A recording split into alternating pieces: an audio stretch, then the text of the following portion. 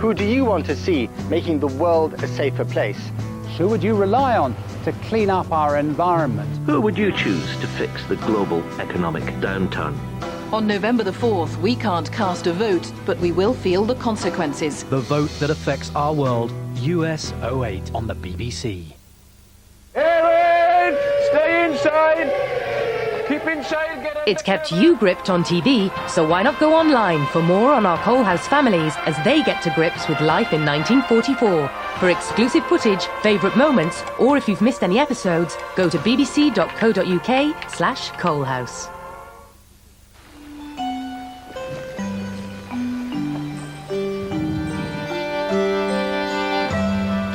The news now on BBC One Wales with Emily Maitlis. A dramatic operation to rescue hundreds of stranded runners on a Lake District mountain. Torrential rain, high winds and flooding cause a marathon race to end in chaos. I was blown off my feet numerous times, lifted and thrown around the mountain a bit. We thought we were going to go over the edge, didn't we? Another country on the brink of economic collapse. This time Ukraine seeks international aid. Laid to rest in the country she loved, the funeral of the British aid worker killed in Kabul. Hello, mate. Relief for family and friends as troops from Britain's worst-hit regiment return home from Afghanistan. And all change at Tottenham as Redknapp spurs on his new side.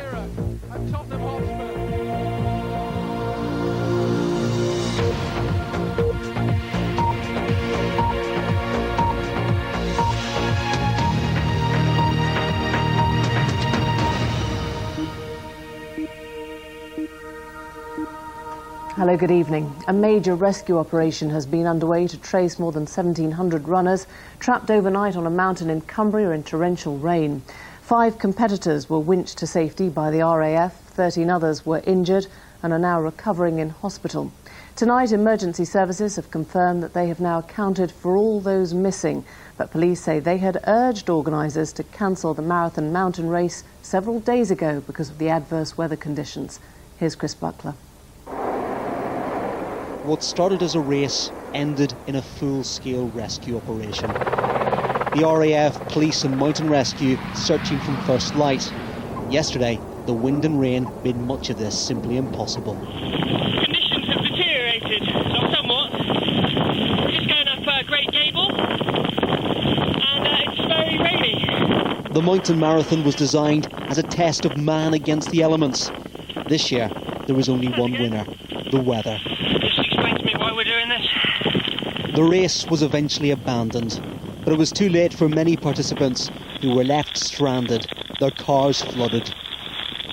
2,500 people set off at the start of the event yesterday morning at 8 o'clock. But severe weather meant organisers cancelled the race by midday. Throughout the evening, hundreds of runners were forced to find shelter. With bad weather predicted, both the police and the Mountain Rescue Service had advised organisers to call the event off. Those finally coming down off the mountain today were relieved to be safe and well. We thought we were going to go over the edge, didn't we? Yeah, no way back. We had to just go on. I was blown off my feet numerous times, lifted and thrown around the mountain a bit. I think people that do this event can cope with it. You know you're going to be in for a rough 2 days, whether the weather's sunny or not. The organisers say the participants were all experienced and properly prepared for the marathon, but this was rather more of an endurance test than anyone had predicted. 13 people were treated in hospital for a mixture of hypothermia and head injuries. Given that and the sheer cost of this weekend's search and rescue operation, it's likely that the organisers will face further questions about staging this event against advice. Chris Buckler, BBC News, Keswick. The global economic downturn has tonight pushed another country onto the verge of financial collapse. Within the last few hours, the International Monetary Fund has agreed in principle to bail out Ukraine. It now follows Iceland in seeking emergency funding from the IMF. There are now reports that suggest Hungary is standing by to do the same. Well, our business correspondent Joe Lynham is here with me now. What do these developments mean, Joe? Well, the problem for these countries, both Hungary and Ukraine, is that they have enormous debts relative to the size of their economy. And much of that is to blame with capital flight. And this is where banks withdraw the money that they've invested overseas, some of which are pension funds, into safer havens in these riskier times. And that has a problem of exacerbating the problem with currency. So it drives down the value of currencies and drives up the national debt. So they turn to the lender of last resort, the IMF. So what is the wider significance, though, of all this? Well, the problem facing many of these countries is what's called a financial tsunami. Now, this could be perceived as the second wave of the financial tsunami. The first wave was, of course, with banks being targeted. Now it's entire economies. The problem is that could spread to neighbouring smaller economies if they can't pay their debt. So what can be done? Well, the US interest rates could be slashed in the course of the week, and there could be another coordinated action by global central banks, including here in the UK. The problem is, though, that didn't have much impact the last time. Joe, thanks. Joe Lynham. The British aid worker who was killed in Kabul has been laid to rest in the country that she loved. Gail Williams, who was shot last Monday on her way to work, has been buried in the Afghan capital. The Taliban has claimed responsibility. From Kabul, Ian Pannell reports. She lost her life in the country she loved. And this is where Gail Williams' Afghan journey ends. At a small British cemetery in Kabul. Her life was cut short, killed by gunmen. So today, a mother wept as her daughter was laid to rest. Gail Williams worked for a charity helping disabled children. The Taliban said she was killed because she was spreading Christianity, an allegation vehemently denied. I am the truth. I am the life. Gail wrote in her diary that if something happened to her, she should be buried in Kabul. She could never have imagined it would happen like this.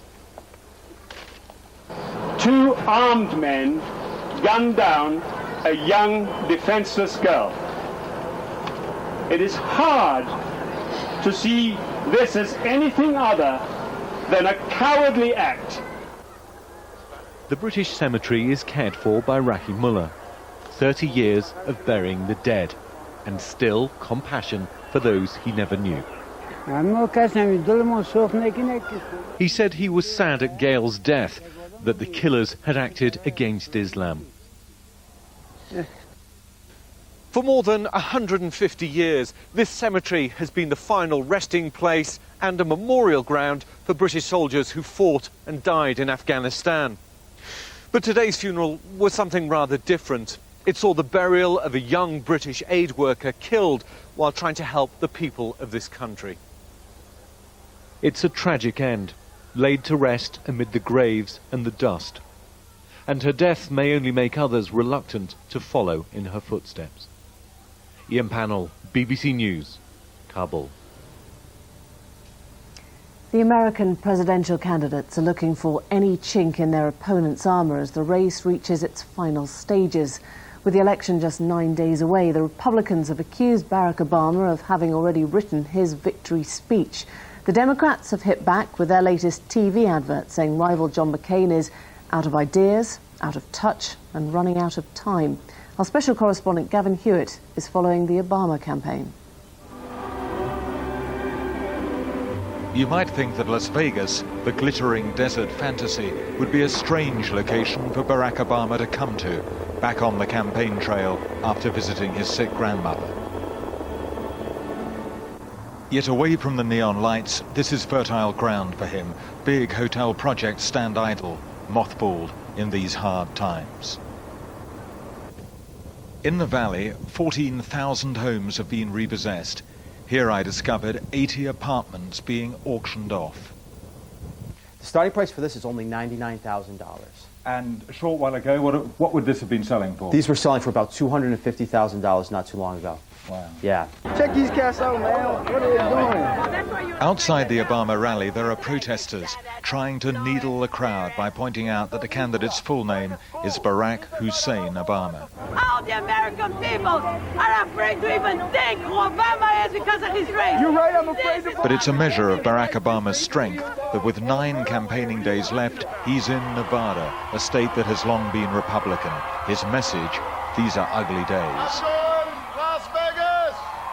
In the final days of campaigns, you know, things can get ugly sometimes. The say anything, do nothing, do anything politics often takes over. We've seen it before, we're seeing it now. Privately, the Obama campaign remains quietly confident about the election in 9 days.